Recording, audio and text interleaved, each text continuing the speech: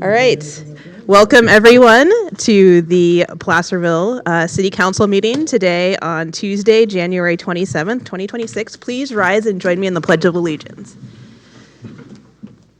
I pledge allegiance to the flag of the United States of America and to the republic for which it stands, one nation, under God, indivisible, with liberty and justice for all.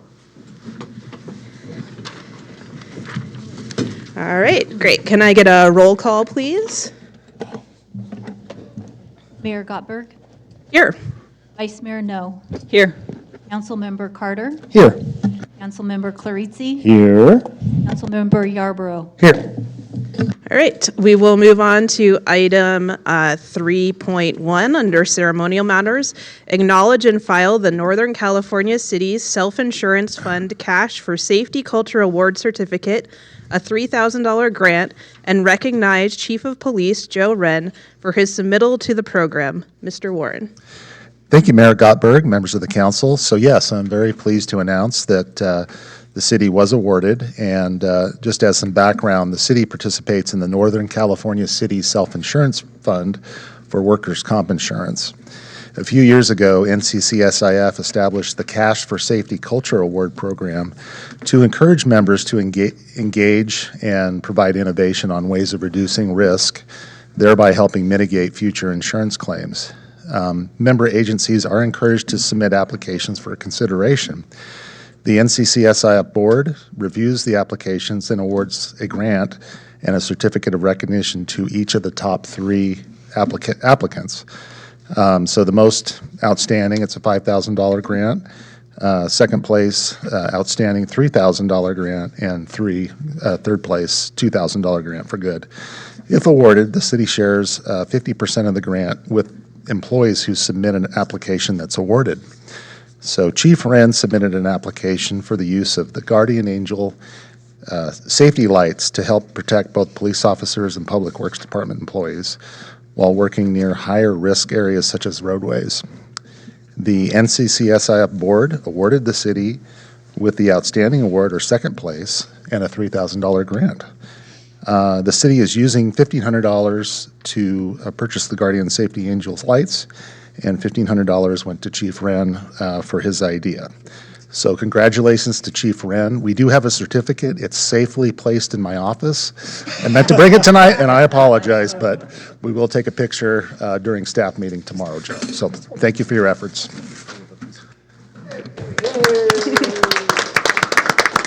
All right, would any member of the public like to comment on 3.1?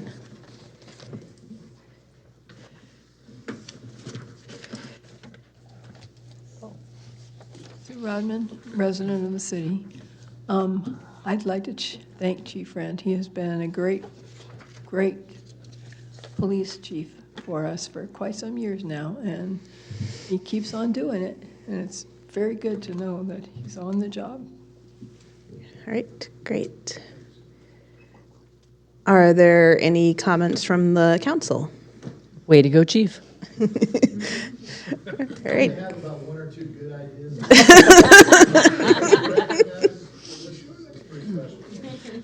All right. Moving on, we had no closed session tonight, so we will move on to item number 5, adoption of the agenda. I move to adopt the agenda. Second. All in favor? Aye. Aye. Any opposed? All right, great. It passes unanimously to adopt our agenda. We are moving on to item number 6. Announcements, presentations to the public. First, item 6.1, brief comments by the City Council. I'll start with Councilmember Yarborough. I have none tonight. Carter? I have none tonight. No. Last Wednesday, I attended the state's first Creative Economic Strategic Plan. In my table, we had a really good conversation about music and art classes we had when were kids that they don't have anymore and how those benefited us. So those were some of the good conversations we had. Great. I have none. I also have none tonight, so we will move on to item number 6. Well, I guess first, anybody want to comment on our comments Great. Perfect. I will move on then to item 6.2, acknowledge and file the workers' compensation trending stewardship report as of December 31st, 2025. Ms. Tornin-Casa.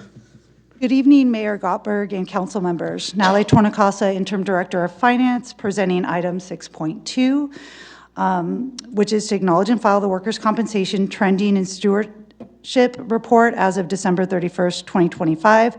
The purpose of this agenda item is to provide the City Council and the public an update on the city's workers' compensation claim performance over the past 4.5 years. Tonight, I'm excited that we have Stacy Bean, Assistant Claims Manager from LWP Claims Solution, and she will be presenting the Workers' Compensation Trending Stewardship Report. This report is also a working document for city management to identify program successes and areas that may need additional safety procedures. With that, I welcome Stacy. Thank you, Natalie.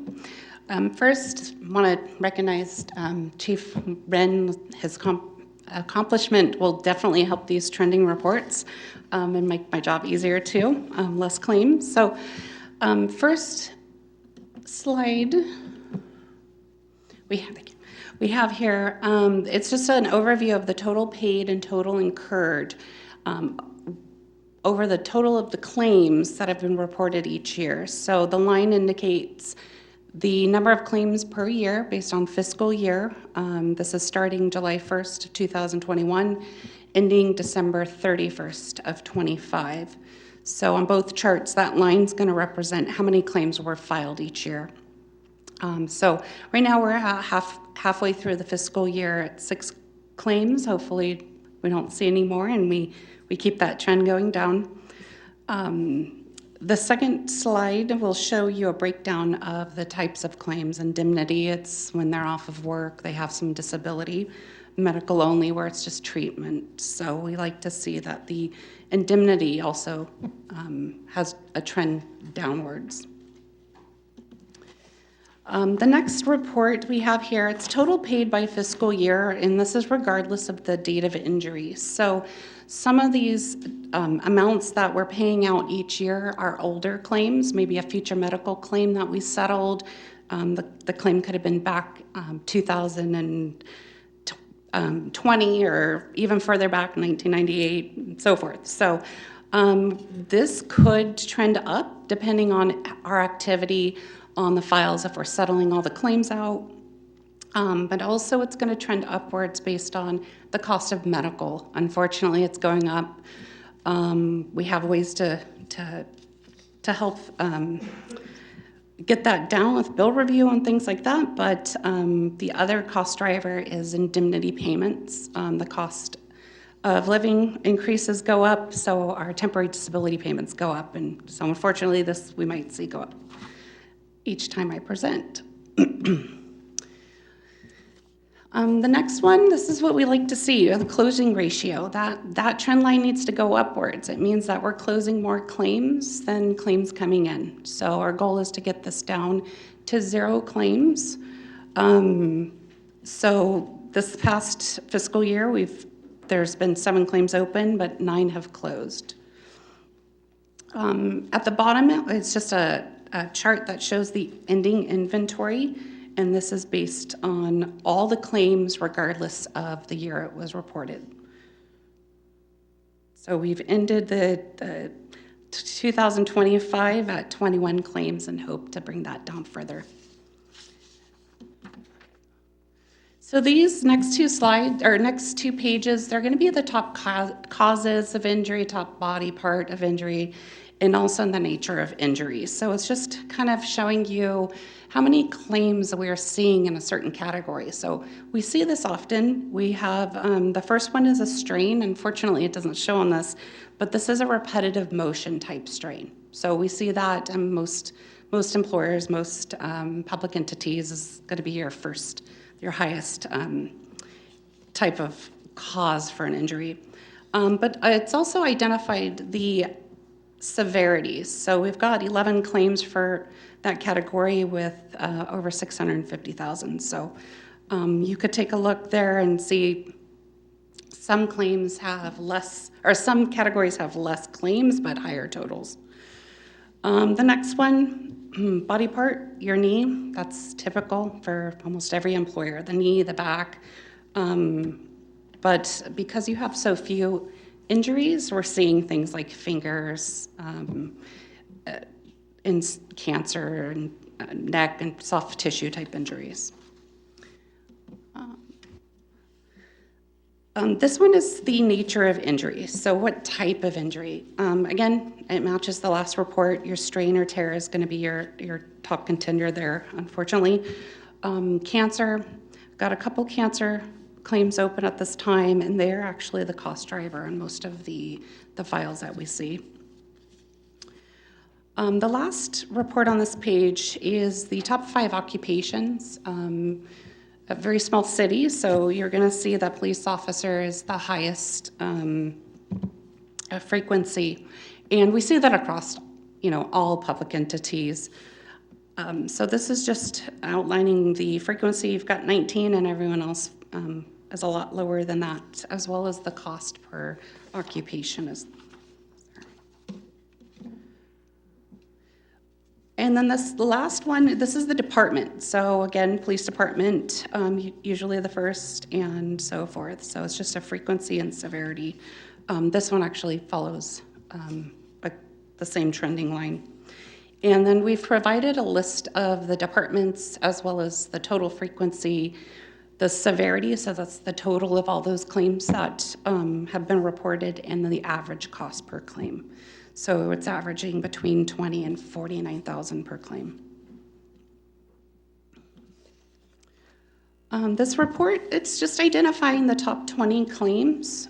We've provided a little synopsis of what the type of claim it is, the loss date, but also how much we've paid. The top one has $2,000. It's because you don't have many claims open. So.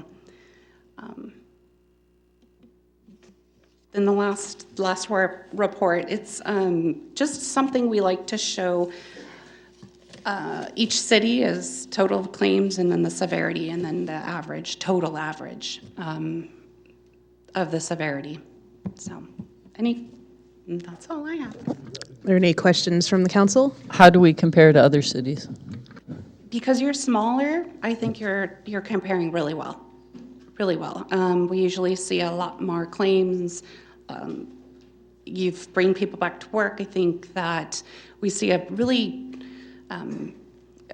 higher trends of the total cost of claims when you're not able to bring back employees to work or modify duty and things like that. So I think I like to see the trends going down each time I come to present. So I'm looking forward to seeing it continue to decrease. Any other questions from the council? Nope. I will go ahead and let the public comment if there's any questions from or comments from the public. All right, I see none. So we will bring this item back to the council. I think this is just a receive and file, correct? So Yeah. Thank you. We appreciate that action is report. needed. All right, so we will move on to item 7, consent calendar. I am going to be pulling item 7.5 because I made some revisions to the assignments to commissions and committees subsequent to the agenda being put out to the public. Are there any other items on the consent calendar that anybody would like to pull? My question is, do you need to pull that or just announce the corrections? Because there's been substantive changes, we should pull that, have the asks separately for public comment. Great. Yeah, I don't need to pull the items, but I would like to register a no vote on 7.7 and 7.8. All right. Are there any members of the public that would like to comment on the consent calendar with the exception of 7.5, which we pulled? I see none, so I will bring it back to the council for a motion. I'll move the consent with pulling 7.5 as requested. I will second. Could I get a roll call vote, please? Mayor Gottberg, Aye. Vice Mayor No, Aye. Councilmember Carter, Aye with my 2 noes. Councilmember Clarizzi, Aye. Councilmember Yarborough. Aye. Great. We will now move on to public comment. Item 8.1, oral communications.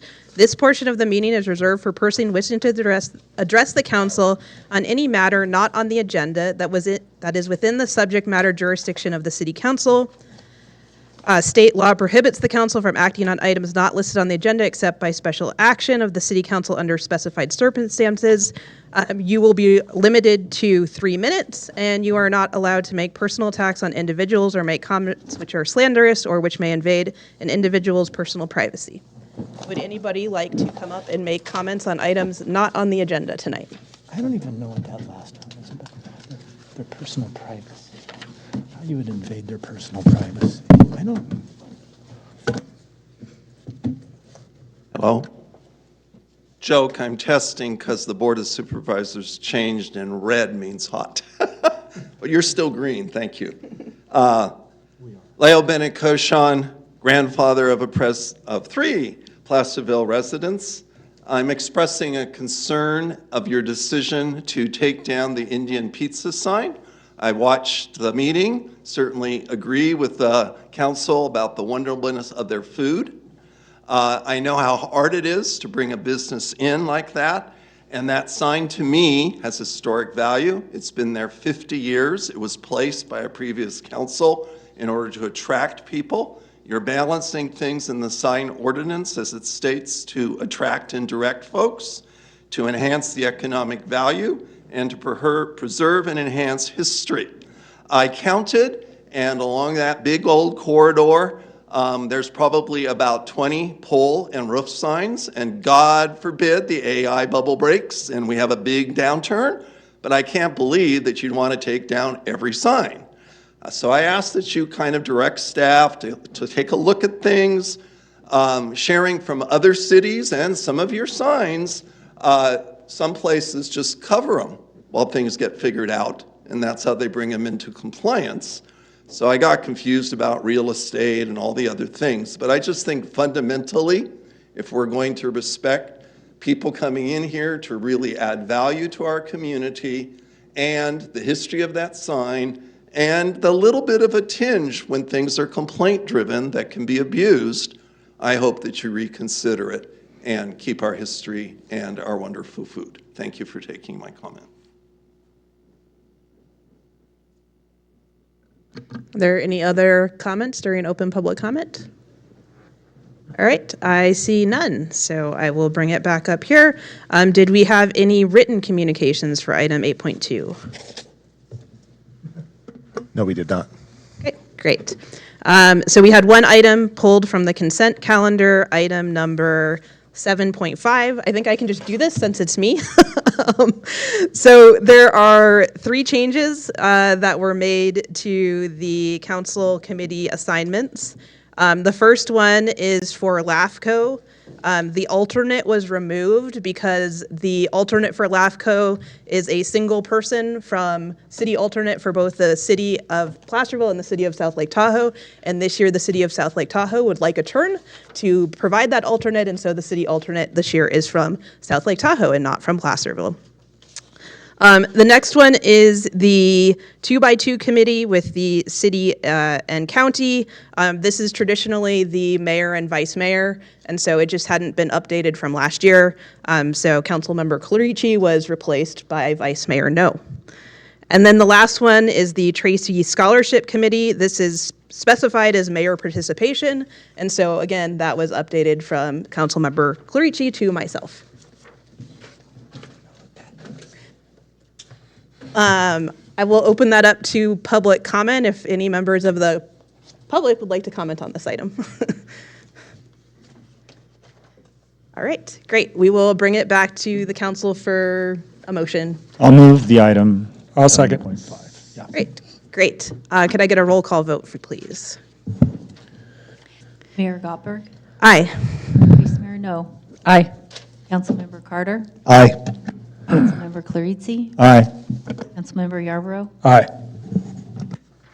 All right, great. We have no ordinances tonight. And we have no public hearings, so we are going to be moving on to item number 12, discussion and action items, starting with item 12.1, acknowledge and file the El Dorado County Community Wildfire Protection Plan and authorize the mayor to execute the same as the final version. Mr. Warren. Thank you, Mayor Gottberg, members of the council. So tonight we have Tanya Harlow here from the El Dorado County, the acting program manager of the El Dorado County Office of Wildfire Preparedness and Resilience. And with that, I'll hand it over to Tanya. Good evening, Mayor and council members. Again, I am Tanya Harlow. I am the acting program manager for the county's Office of Wildfire Preparedness and Resilience. We're lovingly known as OWAPR. And I'm also a Placerville resident, so I'm happy to be here.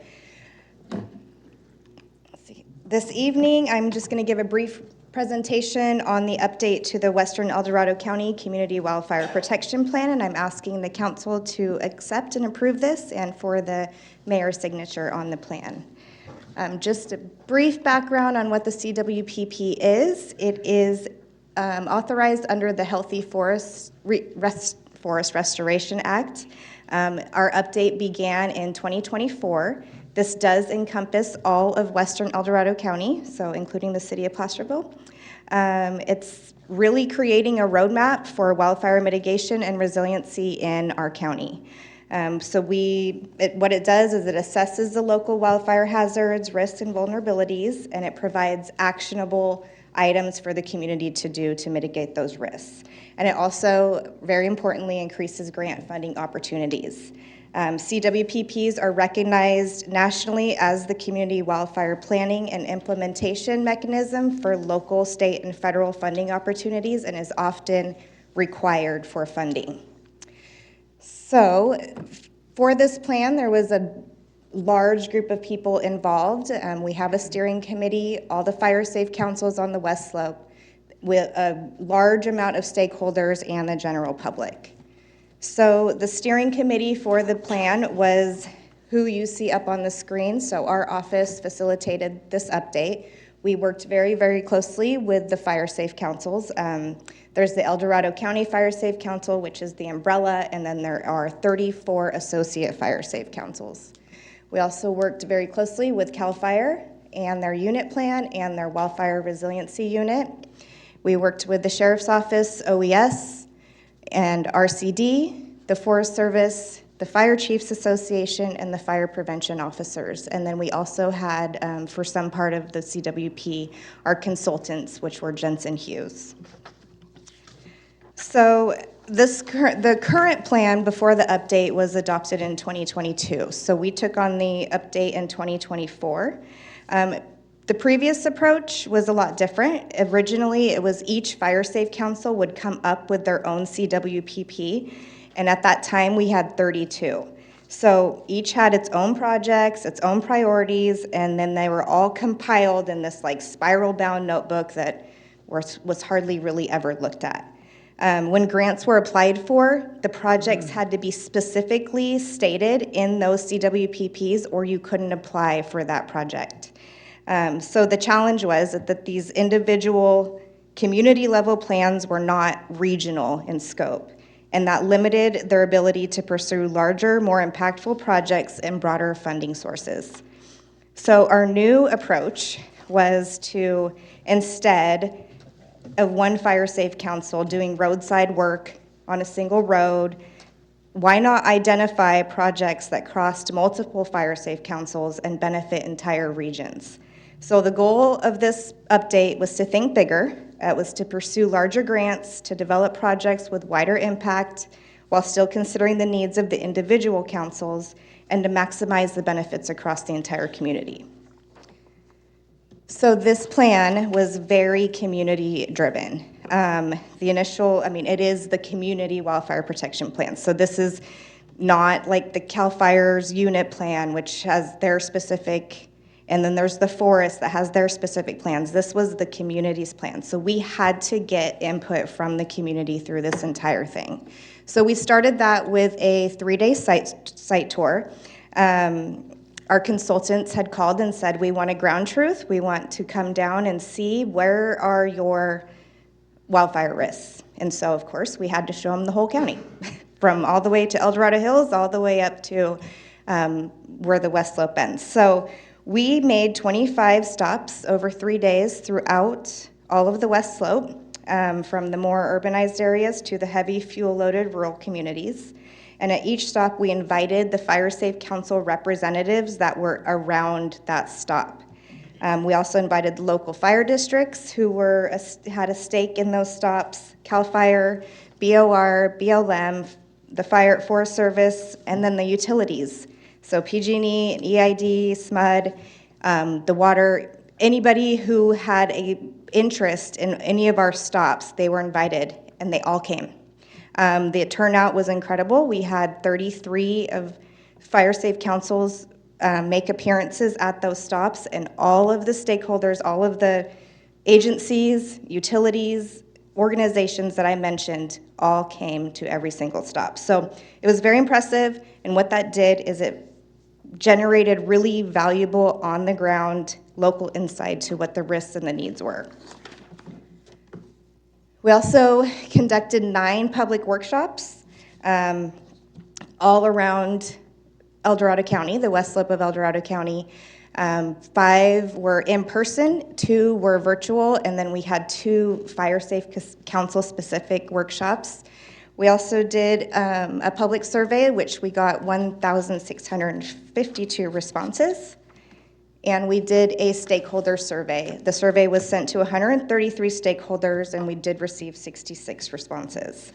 Those stakeholders included everything from all large landowners, utilities, water districts, the Native Plant Society, anybody you can think of that has some kind of interest or stake in wildfire resilience in our county were given this survey.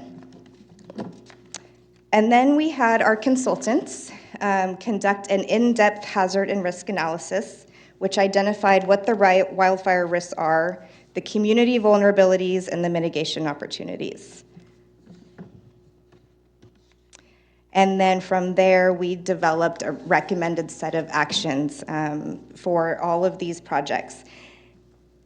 So, wildfire resiliency, true wildfire resiliency is not just doing your defensible space or not just doing a shaded fuel break. It really is there has to be at all levels. There has to be resiliency at the landscape level, the community level, and the parcel level. And so what these recommended actions are doing are really focusing on all of those. So in the CWPP, you will see actions that have to do with fuel breaks and reducing fuel loads all the way down to evacuation preparedness for communities, addressing ingress and egress issues, defensible space, home hardening. So everything that is involved in wildfire mitigation is in this plan and in the recommended actions. Of significant note, is that this CWPP does align with the El Dorado County General Plan safety element, the El Dorado County Multi-Jurisdiction Hazard Mitigation Plan, CAL FIRE's Amador El Dorado Unit Fire Plan, and the Placerville Wildfire Resiliency Strategy. This was done in concert with the Tahoe's Basin CWPP. So this plan was designed to be a living, actionable plan that we could actually turn into implementation, not just, okay, we have a plan, it's really pretty, I have it, it's a beautiful document, you don't just stick it on a shelf. We wanted to implement it. So what we did is the county stood up a project coordination working group, and I realize now that the print in those boxes is terrible, so I apologize, but I can tell you who's involved. OWAPR, that's us, the Fire Safe Councils, the fire agencies, so all the local fire districts, CAL FIRE, and the forest. We also have, well, I can't even read it, so that's not we have OES, we have the RCD, and then all of the other stakeholders that I mentioned previously. So what this project coordination working group does is it's really the engine that's turning the CWPP into real work. The members, again, are all of the different organizations and agencies. We meet monthly. We have around 35 to 40 in attendance every month, and what we are doing is we are sharing who's doing what and where, what funding opportunities there is so that nobody is competing for the same grant. We want to be making informed decisions about where we're putting work and to make sure that we are using the resources, the very limited resources, to the best of our ability and the most return on investment. So we're also doing some data sharing and maps, and so there will be a county data hub that will be established here in the next year. And that will be very, very helpful for everybody to look at and say, okay, you know what, this project is happening here, let's put our project around it. This is really ensuring that all of these ideas are turning into shovel-ready projects, but not just shovel-ready projects. They're actually meaningful and they're adjacent to another project that is going on. So we'll also be coming up with a story map that will be showing the successes from the CWPP, so that will be coming out in the next couple months as well. So tonight, I am asking the council to adopt and approve the CWPP, and that will allow us to focus on implementing the projects that are in there as our main priority this year. So that'll be the project coordination, the funding, and the tracking all of these different outcomes. If there's any questions or comments? Are there any questions from the council? I see none up here, so I will open it up to public comment. Are there any questions or comments from the public on this item? Oh, I think we're going to need to move still. Oh, sorry. Sorry. Sue Rodman, member of the Placerville Fire Safe Council. And this is one of the most important things we can do if we want to see our city survive. The Caldor fire came very close to taking us out. And it would not be hard. And we do have problems, especially with residential areas that have not even tried to produce any kind of defensible space around their home. You see places, you drive around town and you see a house that's, the brush is right next to the house. And it continues all the way to the property line.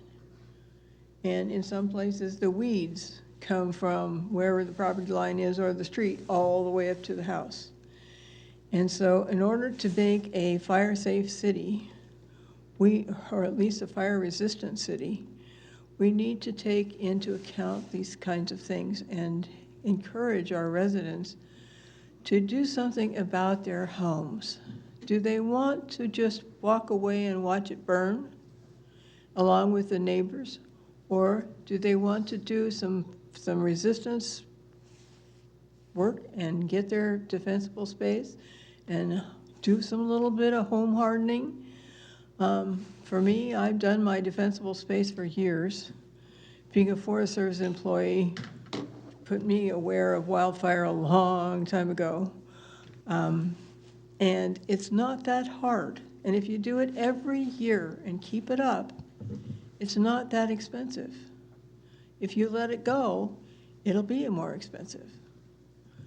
But when they came out with the nothing within the first 5 feet, I had the most beautiful camellia bushes right next to my house, foundation plantings, right? There's the eaves, there's the bushes, and if a fire came, it would go straight up into the underside of the roof. So they came out this last year, and instead I've now got river rock from the first 5 feet. Is it quite as pretty as the bushes were? No. Is it safer? Oh, a lot safer. And we need to give those examples to people and help them to understand that if a fire starts here and it can go up the side of your house, even resistant vents won't help you very much if it's going to burn the underside of your roof. And a fire-resistant roof isn't going to help you very much if it burns the understructure. So we need to get our citizens more aware of the things that they can do to be more fire aware and more fire resistant. Thank you. there any further public comments on the wildfire resilience plan? All right, I will bring it back to the council for any further comments and a motion.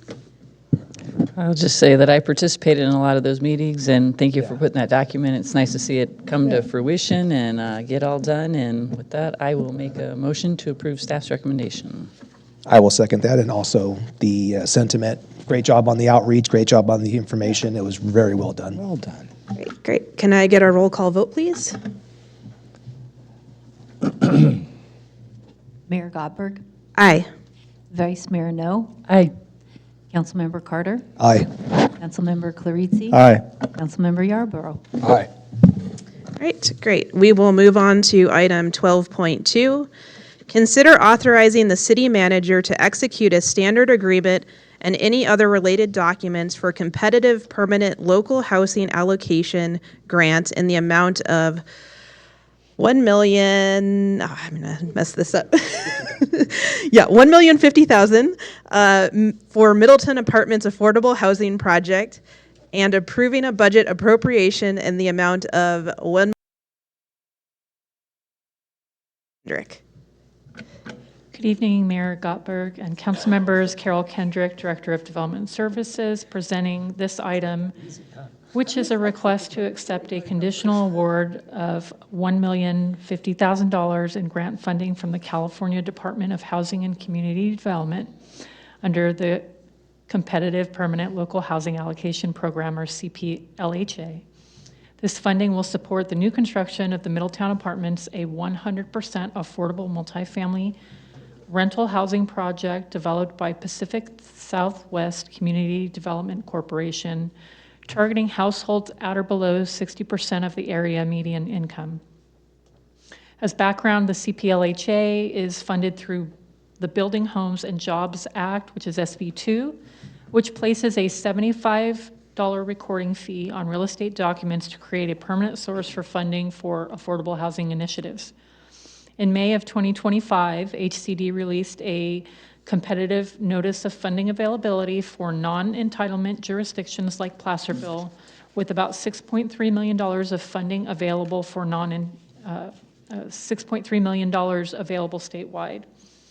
Due to the limited funds in this round, awards were restricted to new construction or substantial rehabilitation of multifamily rental housing affordable to households at or below 60% area median income. On July 22nd, 2025, the city and the applicant, as the applicant jurisdiction, partnered with Pacific Southwest CDC to submit an application for the Middletown Apartments. On December 25th of 2025, HCD issued a conditional award letter, which is attachment C in your staff report, which commits $1,050,000 to the project. This includes the full grant amount plus up to 5% for administrative cost. This award is conditional and under a media embargo until HCD or the governor's office releases the public announcement. We can use the award letter for applications to TCAC and CDLAC in the meantime.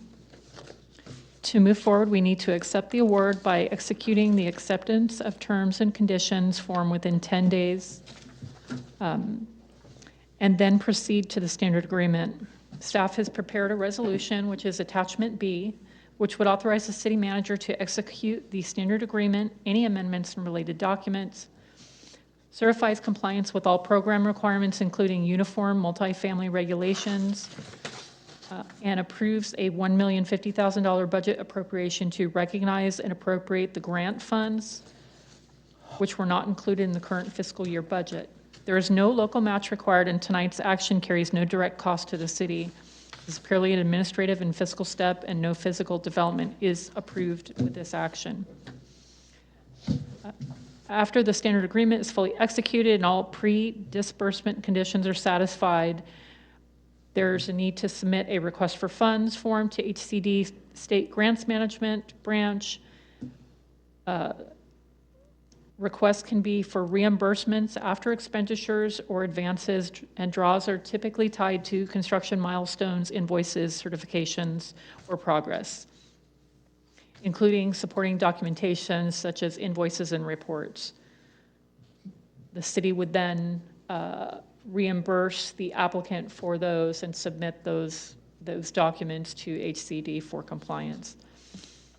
This grant directly supports our strategic goal to maintain and improve the quality of life by implementing the housing element and increasing affordable housing options in Placerville. This concludes my presentation. I am happy to answer any questions that you may have. Are there any questions from the council? All right, none. Would the public like to make any comments on this item?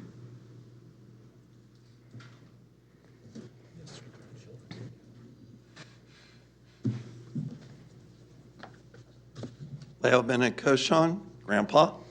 Wow, good job. Very competitive grant. I don't know if you're aware, but I went to the county today, and unfortunately, in a year, they're going to shut down the navigation center. It'll come back, so you guys are addressing the root cause, which is the lack of affordable housing that we all know. And so thank you, thank you, thank you. You may be aware that the governor has a pro-housing designation, and the city of South Lake Tahoe has it, but I don't see your name, so if you want to get competitive, maybe fill out that application, and they do give you some, perks for getting what you're doing. Thank you. Are there any further public comments? I see none, so I will bring it back to the council for any comments and a motion. I'll move the staff recommendation.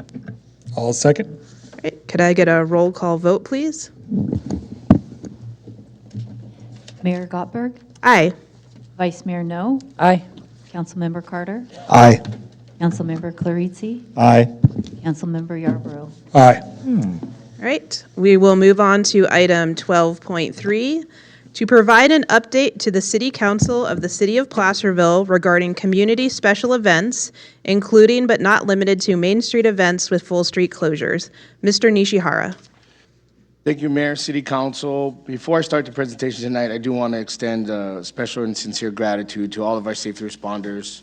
And I'm not just blowing smoke, but Chief Wren and Chief Cordero and their staff for all of their hard, exceptional work, for the amount of events that we put on throughout the year and the size of our events. We, are very, very fortunate to have a great team of staff. And, for example, Sergeant Addison, he does a great job with not just the parade, but the tree lighting.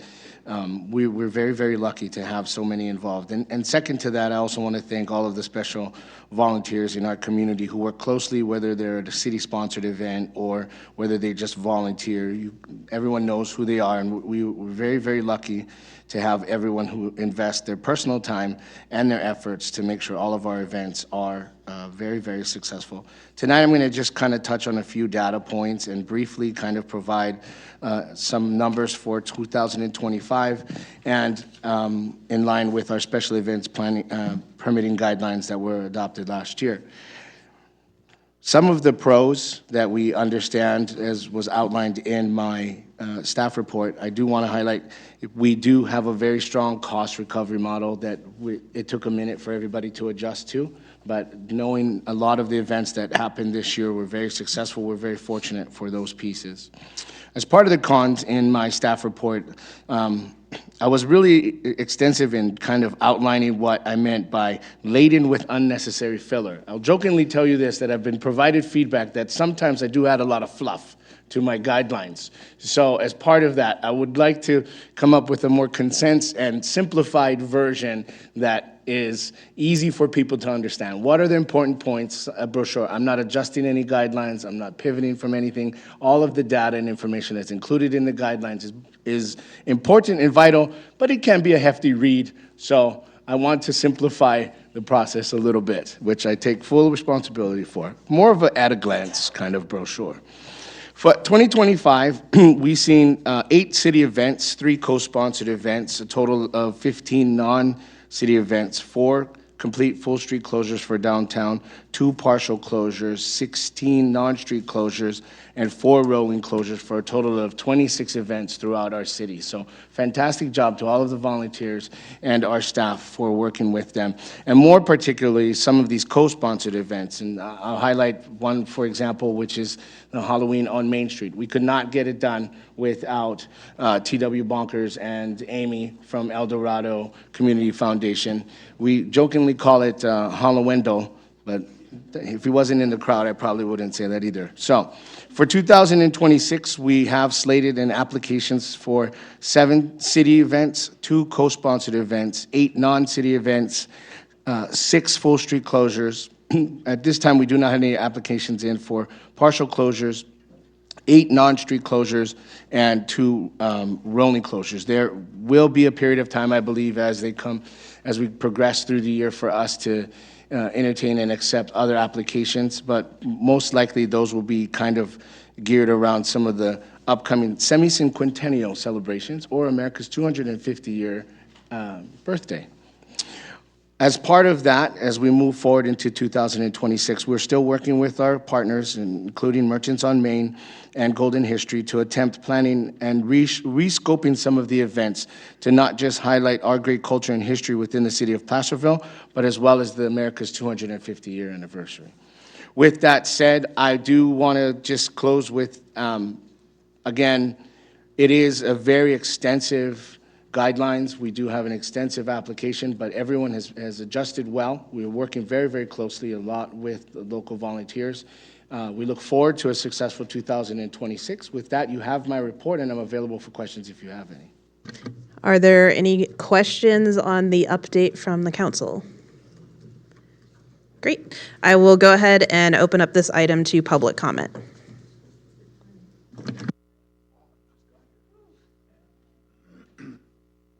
Greg Rizak, Golden History Association. We are planning a heck of an event for the wagon train. History, it's going to be very historic. We got together with Historic Society and all the actors. We're going to have a lot of reenactors on the street. It's going to be fun. We could use a little help with the funding. Maybe a break on the street closure. It'd be really cool. So, Loretta, you want this one? Hi, I'm Loretta Rizak with Golden History Association. I just want to let you know that this, like Greg says, the event is very special, but our thing is not for this year, but we would like to ask the city to partner with us for next year in hopes we can do something together. We had a lot of negative responses for the 2025 Golden History Days, and we're seeing it, not only hearing it from customers in our store, but we're also seeing it on Facebook and other social media negative comments of why this didn't happen, because this has been happening for many, many years. And, you know, it's just very expensive to produce this production. So we're asking, like I said, not full, but partnership with us in order to have this continue. We have great people. We have Save the Graves with us, the Historical Society. We have Channel 2. They're involved, and they're going to do the videoing. And we just have a lot of fun activities. Like Greg said, we're trying to make it family. We're getting nonprofits involved to sponsor the games for the kids to play so they can still promote what they have and get that out there. So it's a lot of community exposure is what we want. So we thought, well, can the city help us? So please take that into consideration for next year. The application has already been filed, and we hope we can work together.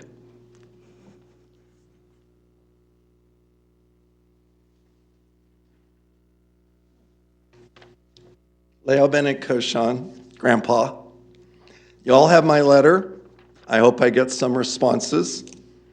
But what I want to address is the heart, the soul. These are wonderful people. I'm not representing Highway 50, but I ride the wagon train. I'm a member of the Wagon Train Association. We appreciated the 75th year that John Clarice, sponsored a wagon. However, John, you also commented about how it's getting small. And the wagon train will be here forever. And you created a distinction, legacy events. And that's why you don't fund it, because there was a break. That's an artificial construct, in my opinion. What could be more of a legacy than for Placerville to honor the history of the wagon train? It's been coming through here. It's the only thing that comes through here that's not one of your city events.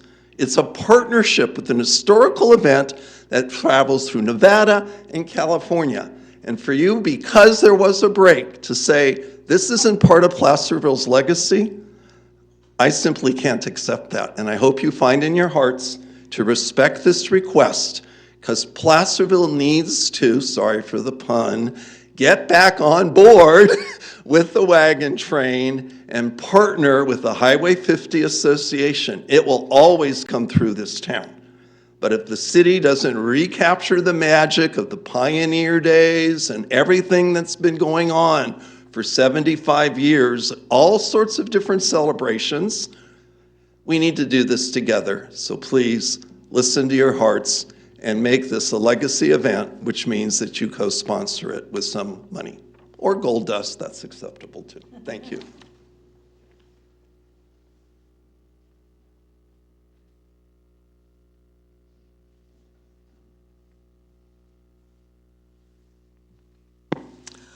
When I went through Mr.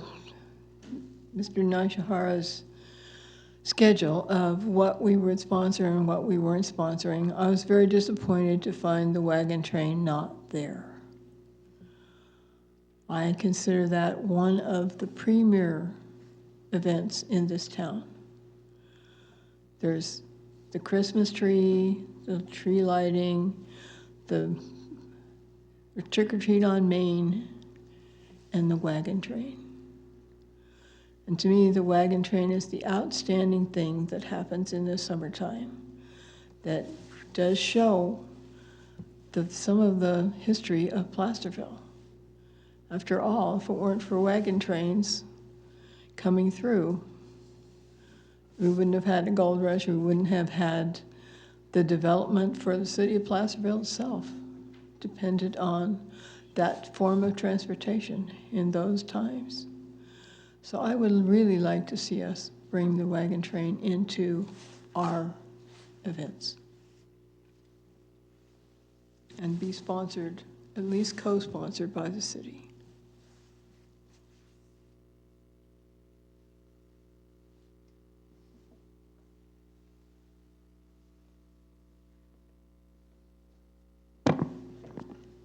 Good evening, Council. I'm a new face here. My name's Kai Eckendrode. Just moved to El Dorado County last summer.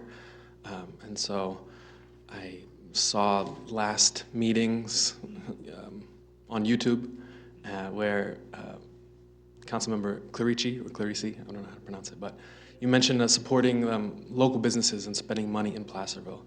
And so I'm here, I'm new here, so I'm still getting the hang of how things work. But I'm here to also represent Harris Family Farm, one of the oldest Apple Hill farms here. We're also part of the farmers market every summer. And it's a great event, but I've learned that 3 years ago it was moved to the Mooney parking lot from the Main Street sort of water fountain. And maybe we can get some backstory later from those who know more about it, but Mr. Nishihara, I'd also would like to know how the application process works so that we can try to make it happen so that it's much more fruitful. We've got some data to show that some farmers made $15,000 when it was downtown. And these days, last year, in the previous years, since they've moved to the parking lot, they're making $2,000, $3,000. So farmers are really struggling. So we hope that you take this into consideration when you do receive the application, when you see how we can support the agricultural and tourism industries here in Placerville, and Pollock Pines, and El Dorado County at large. And a shout out to my brother who's watching on the East Coast. So thank you very much, everybody. This is, yeah, look forward to more discussion. Thanks.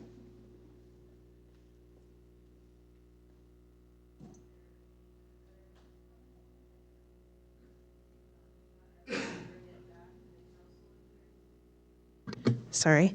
I will bring it back to the council now. If there's any comments on this, this is a receive and file, but if anybody would like to say anything before we move on to the next item.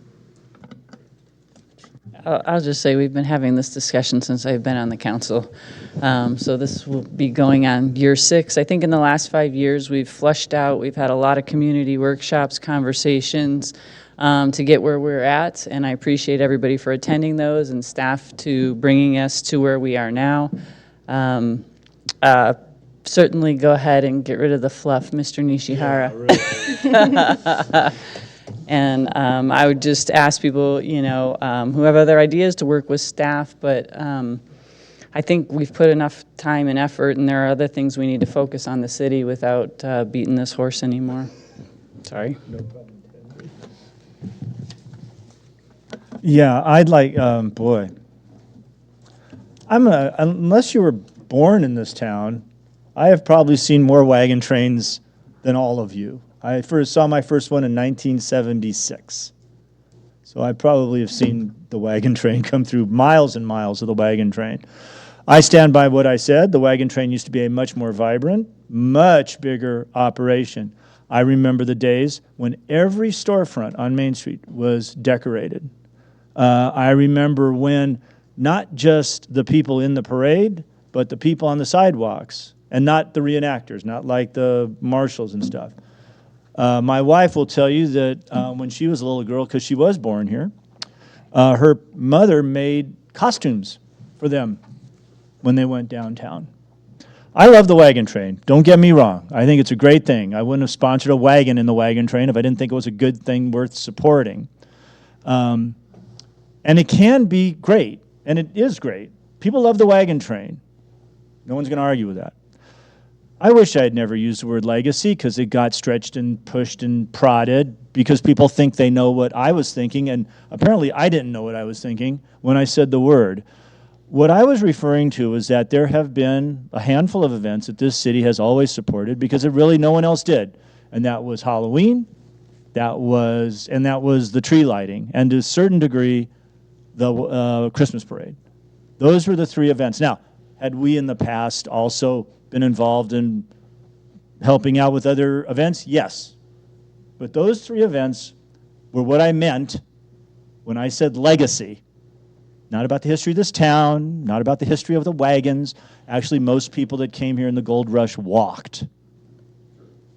They walked. They weren't riding in a wagon. They walked here. Anyway, I am more than happy to talk to people about helping out with the money side of it. Not as this council, because that's a budget decision, and we're making that real soon, in fact, for this next coming fiscal year. But as a person who has supported events in town more than just this one, I'll be happy to talk to people. Anyway, I just wanted to put that out there so people would stop using the word legacy, because it's annoying. All right. Thank you. I just want to thank Merchants on Main for their efforts. You guys do a great job on these events. We appreciate you greatly. I've told you that to you numerous times, so I just wanted to recognize that you guys are amazing. So thank you. But hold on. I want Merchants on Main, yeah. Not just for this, but for some other events. Thumbs up. Good group. All right. If there's no further comments from the council, I will go ahead and move on then to item number 12.4. Consider authorizing the Director of Community Services to negotiate and execute a contract for mowing and basic landscaping services with Miguel A. Garcia Landscaping in the amount of $60,000. Mr. Nishihara. Thank you, Mayor, City Council members. I do want to tell a little bit of our story in regards to Department of Community Services because we are unique into the type of service that we provide throughout the city of Placerville. Although we are community services, we are very heavy in recreation and parks. We oversee 48 different areas, including these particular parks that we're looking at here. And we range in skill set from basic cleanup along the trail with garbage to building forms and setting concrete. Yes, we do definitely depend on my friend on the right, Mr. Nick here, who I call about 5 or 6 times a day because I can't do it without him. But realistically, it is a team effort. Because it's a team effort and we're small and we're fluid with the immense amount of work that we need to get done, this small contract eliminates a lot of the little tedious pieces. Edging, mowing, blowing, boom. That gives our guys more time to be able to extend their work in other more extensive areas, whether it's basic electricity or other pieces like that. With that said, I do want to commend my hardworking team, Tyler, Todd, Dave, and Luke, for all their hard work and effort, and we could not keep our city as clean as we do, from the garbage downtown and finding people's teeth in the trash can, which actually happens. And we come in on call, and we dig through the garbage, and we help our residents and visitors find their tooth, and we found it. So not only do we pick up dog poop, but we help you find your teeth. So with that said, you have my report, and I'm available for questions if you have any. Are there any questions from the council? You actually ask a question. No, I don't have a question. I have a comment and a consideration I want the council to consider. First of all, I want to say this group has been, I don't know if it's 6 months or how long they've been working for us, but they have been doing an amazing job. I've had a lot of people comment on how the parks look great, how much cleaner they are, especially through the winter. Before we had them, a lot of the parks were neglected through the winter. Now they don't look neglected, which is especially important this year since we don't really have a winter. So there's a lot more people at the parks and using them. That said, I don't like to have us take money out of the fiscal year, but I like to consider all the money at once. So I would like us to approve this for the 6 months through June, and then the next contract to run fiscal year to fiscal year, so that we're not looking at money outside of the budgeting time. So we're looking at everything together. Does that make sense? I love that idea. So That makes sense to me. I wish I had. Yeah, no, my proposal is to approve the contract through June 30th and then consider the next year's as a full year in our, so we're looking at all the money together when we look at everything. Coolness. Thank you. All right. The motion will just have to obviously direct staff to make the appropriate contract amendment and to ensure that the contractor is amenable to that. But legally, you'd be able to do that. All right. Any further questions or comments from the council at this time? All right. I will open it up to the public for public comments on item 12.4.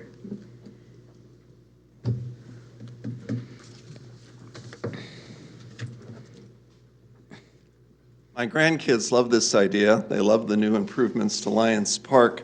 But hey, did you check his graphic? I mean, I think you need to get hats and T-shirts. Might be reimbursing. I love the gorilla with the little wheelbarrow. Very historic. Not legacy, but historic. Thank you. All right. I will bring it back to the council. I also like the idea of making the contracts go with the fiscal year. That makes a ton of sense to me. So if anybody wants to make a motion. Okay, I'll make a motion that we work with the contractor to approve this contract through June 30th and to look at the next contract with our next fiscal year. Does that make sense? Yeah. All second? All right. I have a motion and a second. Could I get a roll call vote, please? Mayor Godberg, Aye. Vice Mayor No, Aye. Councilmember Carter, Aye. Councilmember Clarizzi, Aye. Councilmember Yarbrough. Aye.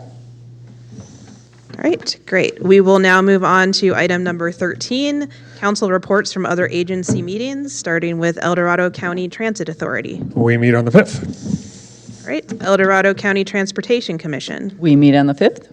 LAFCO. We meet tomorrow.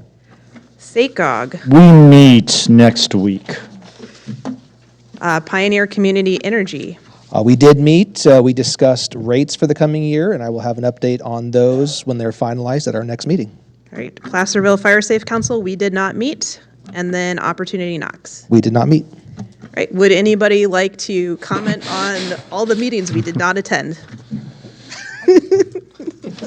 Or the one meeting that we attended. Yeah, really. All right, I will move on then to item number 14, request for future agenda items. Would anybody like to make a request for a future agenda item? All right, I see none. So we will move on to city manager and staff reports, starting with item 15.1, receive and file November and December 2025 police report, stats. Chief Wren. Thank you, Mayor. These stats just round out the year for us. As to be expected, the year's was pretty flat, no crime trends, nothing of significance. And I attribute that to, first and foremost, a wonderful community that engages their police department and my staff. On the good news side of the house, several of our officers who are out on extended injury are back now, so that's alleviating some of our shift coverage issues. But other than that, I'm happy to answer any questions you might have. Are there any questions? All right, we'll do all of these and then open it after all the comments on this item. So we're going to move on to 15.2, receive and file November and December fire Station 2025, Station 25 run report. Chief Cordero. Good evening, Mayor and Council. Within your packet, you'll see the run statistics for November and December for Station 25. Crews have been busy, as we probably saw yesterday on Main Street, and I'd like to thank publicly Nick Stone and his crew, as well as Chief Wren and their crews, for their immediate and effective response and really assisting our folks with getting Main Street closed down, getting the barricades up, so that allows our firefighters to work safely and efficiently without having to worry about all of the traffic and whatnot. And then it is very nice to be able to reach out to Nick with a phone call with a particular issue that we found after the fact, and that prompt response really is it's a great service with all the partnerships. Are there any questions from council? All right, we'll move on to, I'm gonna do 15.3 and 15.4 together. Receive and file the November and December 2025 development services stats. Ms. Kendrick. Great, thank you, Mayor Gottberg. I was going to ask to have them presented together. Carol Kendrick presenting this item. So for our November 2025, we collected approximately $48,000 in revenue. That included 17 building inspections for primarily residential projects. We issued 58 permits and completed 61. For planning, we accepted 3 temporary use permits and a lot line adjustment. And overall, we had stronger revenue and higher building activity compared to November, with a modest planning workload. For December 2025, we collected approximately $21,500. That included 52 inspections. That was primarily re-roofs. We issued 37 permits and completed 27. We had in planning 1 minor deviation submitted, 1 tentative parcel map, and 1 temporary use permit. We do have code enforcement information based off our request for investigation. So for the month of December, we had 24 requests for investigations. That was primarily related to nuisances. That started 7 new cases for primarily for unsafe structures or equipment.